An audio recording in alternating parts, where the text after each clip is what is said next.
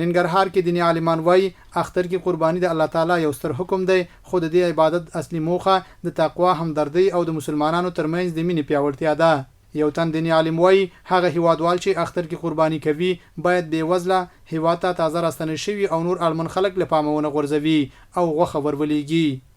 نو قرباني په صاحب نصاب باندې کیږي او صاحب نصاب اوس موجوده تقریبا څه د پاسه 4,000 افغانۍ نصاب زمونږ او ستاسو امارت اسلامي مشرانو ټاکلی ده. نو بهتره دا ده په قربانۍ کې چې نیت صفا وي، نیت برابر وي. دویم ورپسې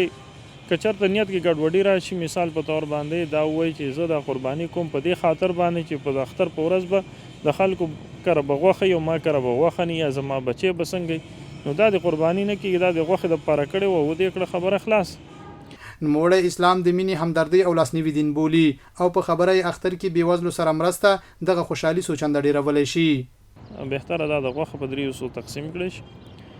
یو حصه د ځان دپاره، خپل اهل و عیال او بچو دپاره پرېښودی شي، دویمه حصه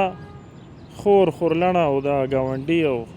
یار دوست دپاره، دریمه برخه د قربانۍ د غوښې هغه غریبانانو فقراو ته هغه کسانو ته ورکول دي چې مثال په طور هغوی قرباني نه ده کړې. غریبانانو ته ډېره زیاته توجه وشي او بالخصوص مهاجرین وروڼه زموږ راغلي دي